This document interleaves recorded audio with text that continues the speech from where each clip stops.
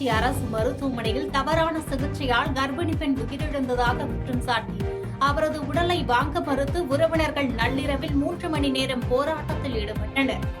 பெரம்பலூர் மாவட்டம் எசனை கிராமத்தைச் சேர்ந்த மதியழகன் என்பவரது மனைவி ஸ்வேதா 2வது பிரசவத்திற்காக கள்ளக்குறிச்சி அரசு மருத்துவக் கல்லூரி மருத்துவமனையில் அனுமதிக்கப்பட்டார்.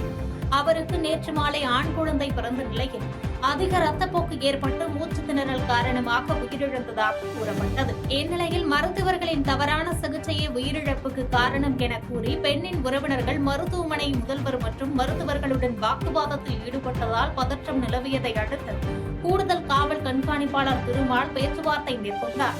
மேலும் கண்காணிப்பு கேமரா காட்சிகளை ஆய்வு செய்து உரிய விசாரணை நடத்தப்படும் என்று உறுதியளித்ததை அடுத்து உயிரிழந்த பெண்ணின் உறவினர்கள் உடலை பிரேத பரிசோதனைக்கு அனுப்பி வைத்தனர். பண்ருட்டியில் 76 லட்சம் ரூபாய் செலவில் கட்டி முடிக்கப்பட்டு திறக்கப்படாமல் உள்ள சட்டமன்ற உறுப்பினர் அலுவலகம் தற்போது வாகனங்கள் நிறுத்தும் இடமாக மாறி வருவதாக பொதுமக்களும் சமூக ஆர்வலர்களும் கண்டனம் தெரிவித்துள்ளனர். கடலூர் மாவட்டம் பண்ருட்டியில் சட்டமன்ற உறுப்பினர் அலுவலகம் மற்றும் இ-சேவை மையம் செயல்படுவதற்காக 76 லட்சம் ரூபாய் மதிப்பீட்டில் கட்டிடம் கட்டப்பட்டு பணிகள் நிறைவடைந்தன. ஆனால் பல மாதங்களாகியும் பொதுமக்களின் பயன்பாட்டிற்கு திறக்கப்படாமல் பூட்டி கிடக்கும் அவலம் நீடிக்கிறது. இதனால் அரசு கட்டிடம் உரிய நோக்கத்திற்கு பயன்படுத்தப்படாமல் காட்சி பொருளாக மாறுவதோடு அப்பகுதி 2 சக்கர வாகனம் மற்றும் 4 சக்கர வாகனங்கள் நிறுத்தும் இடமாக மாறி வரும் நிலையில் உடனடியாக சம்பந்தப்பட்ட கட்டிடத்தை திறக்க வேண்டும் என கோரிக்கைகள் எழுந்துள்ளன. குற்றாலத்தை உலக தரத்திலான சுற்றுலா மையமாக மாற்றவும் பிளாஸ்டிக் மற்றும் குப்பையில்லா பகுதியாக சீரமைக்கவும் புதிய திட்டங்கள் செயல்படுத்தப்படும் என சுற்றுலாத்துறை அமைச்சர் ராஜேஷ்குமார் தெரிவித்துள்ளார்.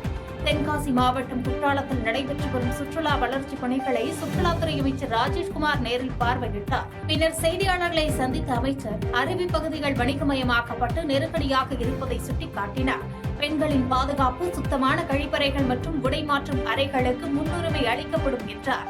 மேலும் பிளாஸ்டிக் இல்லாத குற்றாலம் என்ற இலக்குடன் திடக்கழிவு மேலாண்மை நடவடிக்கைகள் தீவிரப்படுத்தப்படும் எனவும் தென்காசி மாவட்டத்திற்கு தனி சுற்றுலாத்துறை அலுவலகம் அமைப்பது குறித்து வரவிருக்கும் பட்ஜெட்டில் அறிவிப்பு வெளியாகும் என அமைச்சர் ராஜேஷ்குமார் உறுதியளித்தார். நான் இன்னைக்கு குற்றாலத்துக்கு வந்திருக்கேன். காலையில கீழப்பாவூர் என்கின்ற பகுதியில் ஒரு பெரிய ஏரி இருக்கிறது. அந்த ஏரியில் படகு தளம், அதாவது சுற்றுலா பயணிகள் பயன்படுத்துவதற்காக அங்கே இருக்கக்கூடிய கட்டிடங்கள், அதே மாதிரி கழிவறை, அந்த நடந்துட்டு இருக்கக்கூடிய வேலைகளை மேற்பார்வையிட்டேன். அதற்கு பிறகு குற்றாலத்தில் இருக்கக்கூடிய 5 அருவிகள், மெயின் ஃபால்ஸு, 5 அருவி, அது மாதிரி புலி அருவி, சிற்றருவி, இந்த பகுதிகளில் நடக்கக்கூடிய கிட்டத்தட்ட 11 கோடி 50 லட்சம் ரூபாய் அளவில் நடக்கக்கூடிய மேம்பாட்டு பணிகள், கழிவறை, ஃபுட்கோர்ட்டு, இது மாதிரிப்பட்ட பணிகளை பார்வையிட்டு அந்த பணிகளை முடுக்கி விடுவதற்காக, தீவிரப்படுத்துவதற்காக இங்கே இருக்கக்கூடிய சுற்றுலாத்துறை அதிகாரிகள், மாவட்ட ஆட்சித்தலைவர் மூலமாக அந்த பணிகளை நான் மேற்கொண்டு சுதந்திர போராட்ட வீரர் தீரன் சின்னமலையின் 221வது நினைவு தினம் சங்ககிரியில் அரசு மரியாதையுடன் அனுசரிக்கப்பட்டது. சேலம் மாவட்டம் சங்ககிரி மலைக்கோட்டை அடிவாரத்திலும் ஈரோடு பள்ளிப்பாளையம் பிரிவு சாலையில் உள்ள தீரன் சின்னமலை நினைவு மண்டபத்திலும் அவரது நினைவு தினம் கடைபிடிக்கப்பட்டது. தமிழக அரசு சார்பில் போக்குவரத்து துறை அமைச்சர் விஜய் தமிழன் பார்த்திபன், பால்வளத்துறை அமைச்சர் விஜயலட்சுமி, வணிக வரி மற்றும் பதிவுத்துறை அமைச்சர் லோகேஷ் தமிழ்ச்செல்வன் ஆகியோர் மலர் வளையம் வைத்து மரியாதை செலுத்தினர்.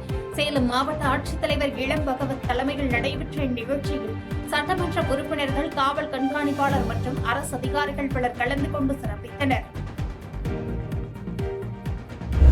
மப்பேடு பகுதியில் ஓசூரம்மன் ஆலய தீமிதி திருவிழாவின் போது அக்னிகுண்டத்தில் தவறி விழுந்த முதியவர் உடனடியாக மீட்கப்பட்டு மருத்துவமனையில் அனுமதிக்கப்பட்டார். திருவள்ளூர் மாவட்டம் கடம்பத்தூர் ஒன்றியம் மப்பேடு பகுதியில் அமைந்துள்ள அருள்மிகு ஸ்ரீ ஓசூரம்மன் ஆலயத்தின் 10ஆம் நாள் திருவிழாவான தீமிதி திருவிழா வெகு விமர்சையாக நடைபெற்றது. பக்தர்கள் அக்னிகுண்டத்தில் இறங்கி நேர்த்திக்கடன் செலுத்தினர். அப்போது கூட்ட நெரிசலில் சிக்கி முதியவர் ஒருவர் தவறி அக்னிகுண்டத்தில் விழுந்துள்ளார். உடனடியாக காவல்துறை மற்றும் பொதுமக்கள் இணைந்து அவரை மீட்ட நிலையில் 2 தோள்பட்டைகளில் தீக்காயமடைந்த அவருக்கு அருகில் உள்ள தனியார் மருத்துவமனையில் முதலுதவி சிகிச்சை அளிக்கப்பட்டு மேல் சிகிச்சைக்காக அரசு மருத்துவமனைக்கு அனுப்பி வைக்கப்பட்டார். செய்திகளை உடனுக்குடன் தெரிந்து கொள்ள கீழ்கண்ட கேபிள் மற்றும் டிடிஎச் நெட்வொர்க்குகளில் எம்நாடு செய்தி தொலைக்காட்சியை காணுங்கள். பாதகம் செய்பவரை கண்டால் நாம் பயம் கொள்ளலாகாது பாப்பா. மோதி மிதித்துவிடு பாப்பா, அவர் முகத்தில் உமிழ்ந்துவிடு பாப்பா. அண்மை செய்திகளை உடனுக்குடன் தெரிந்து கொள்ள இணைந்திருங்கள் எம்நாடு தொலைக்காட்சியுடன்.